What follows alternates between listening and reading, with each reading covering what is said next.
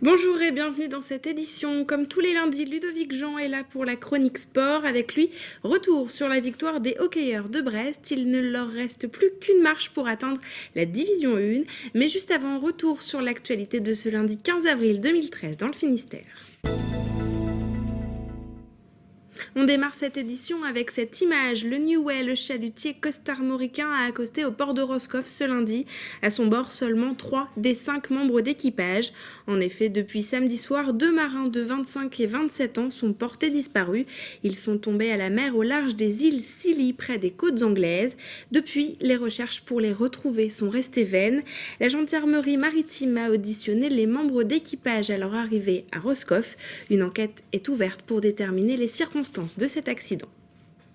Le dragage du port de Loctudy peut enfin reprendre et plus précisément le clapage, c'est-à-dire le rejet en mer des vases prélevés dans le port.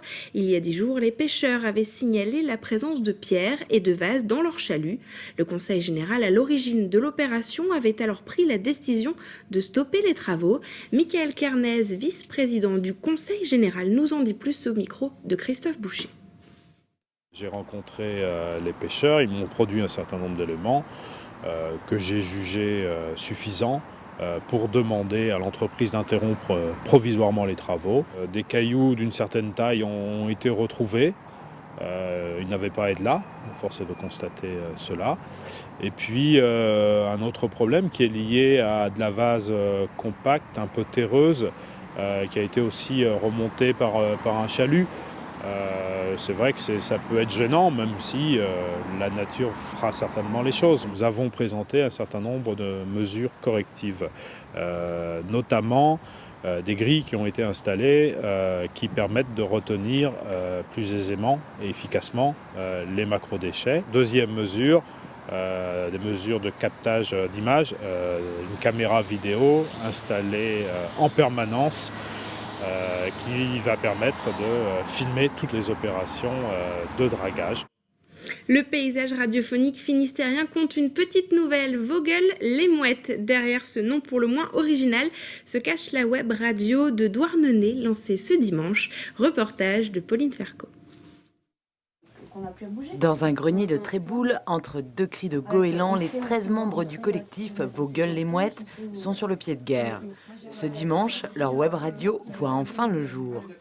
Il aura fallu 9 mois pour mettre sur pied le projet.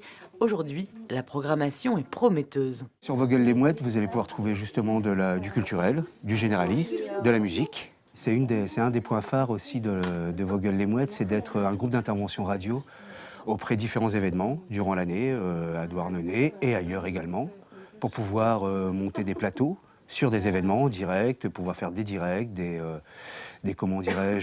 enregistrements de concerts et donc pouvoir rediffuser ça par la suite, quoi.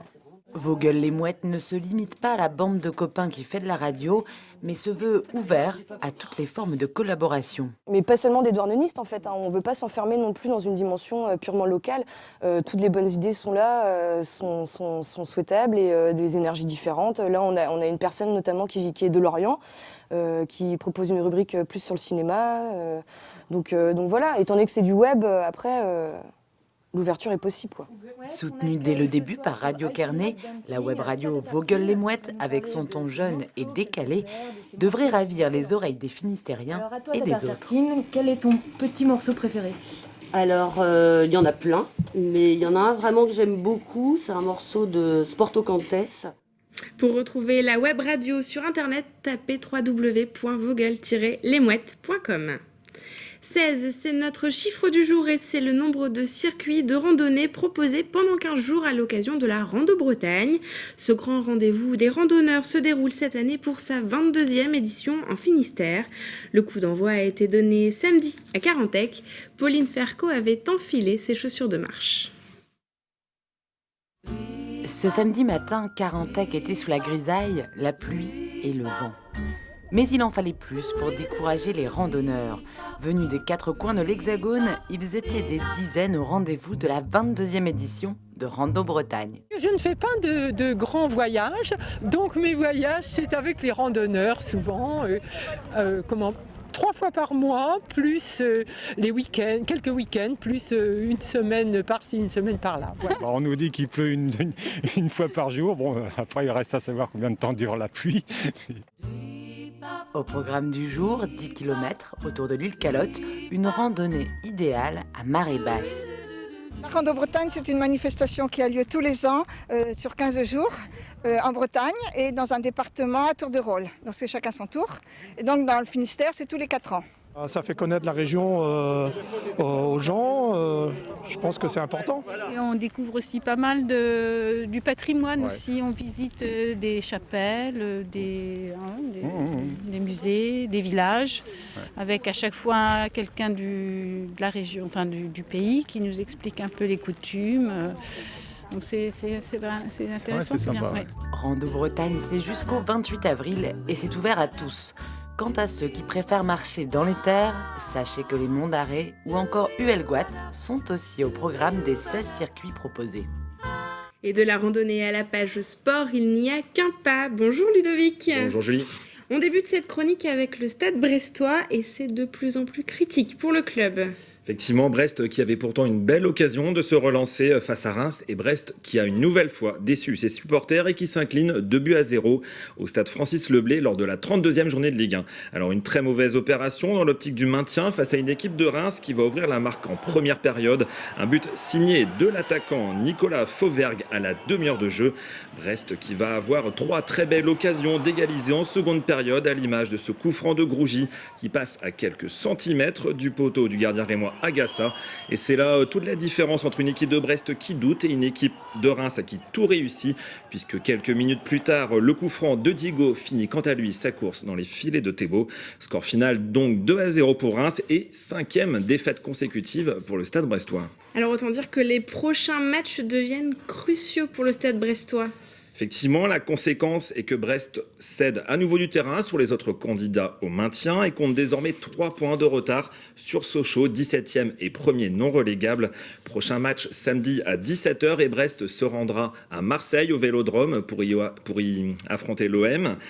L'OM 2e du championnat derrière le Paris Saint-Germain, autant dire que ça s'annonce une nouvelle fois très compliqué. Et autre nouvelle du côté du Stade brestois, le projet du centre de formation revient sur le devant de la scène. Le club a fait savoir à travers un communiqué ce lundi qu'indépendamment des résultats sportifs, il allait poursuivre son projet concernant le centre de formation. Alors tout d'abord, les vestiaires et le terrain synthétique de Pénélène vont être totalement refaits dès la fin de la saison pour permettre aux professionnels d'évoluer dans de meilleures conditions avant que le site de Pénélène ne redevienne dans un second temps le site du centre de formation. Parallèlement, le club poursuit ses recherches en concertation avec la ville de Brest et BMO pour trouver un site permettant d'accueillir les installations de l'équipe professionnelle. Pour les hockeyeurs, les nouvelles sont toujours bonnes. Encore une nouvelle victoire pour les Albatros de Brest. Les Albatros qui poursuivent leur parcours sans faute dans ces playoffs d'accession en Ligue Magnus. Les joueurs de Sébastien Oprandi qui l'ont emporté 3-0 sur leur glace samedi soir après avoir gagné 6-5 à Reims mercredi lors du match aller. Une victoire longue à se dessiner puisqu'il a fallu attendre le 3e quart-temps avant d'assister à l'ouverture du score signé Lemoine. Les Brestois en bleu qui vont ensuite dérouler et inscrire 2 nouveaux buts grâce à Avenel puis Croteau. Les Albatros qui s'imposent 3-0 et qui sont toujours invaincus dans leur patinoire cette saison. De bon augure avant la finale qui verra Brest se frotter à Lyon. Alors Ludovic, il ne reste plus qu'une marche aux Albatros pour atteindre la Ligue Magnus. Ce sera une finale très serrée entre les 2 meilleures équipes de la saison. Le premier match aura lieu mercredi sur la glace de Lyon. Match au retour samedi au Rincla Stadium de Brest. Et puis en cas d'égalité 1 partout, au terme de ces 2 rencontres, le public brestois aura droit à un 3e match le dimanche à 19h, toujours à Brest. Alors Ludovic, rapidement, on ouvre une page cyclisme à présent avec 2 événements qui ont lieu ce week-end. Le Tour du Finistère et le Trobro-Léon. C'était la Coupe de France de cyclisme qui faisait étape dans le Finistère ce week-end avec le Tour du Finistère samedi et la victoire d'un Breton, Cyril Gauthier, le coureur d'Europecar, qui l'a remporté au sprint à Quimper. Et puis le lendemain, cette fois c'était dans le Nord Finistère avec le Trobreléon, une 30e édition qui a couronné un spécialiste du cyclocross. Il s'agit du coureur de la Française des Jeux, Francis Mouret, qui s'est imposé haut la main à Lannilis avec 1 minute d'avance sur ses poursuivants. Et c'est même un triplé que s'est offert la Française des Jeux avec la seconde place du Breton Johan Lebon et la 3e place d'Anthony Gélin.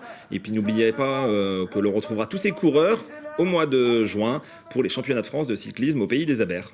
Merci Ludovic. Et pour les amateurs, juste après cette édition, l'émission Multisport est entièrement consacrée au Trobreléon. Merci de nous avoir suivis. Bonne soirée sur TBO.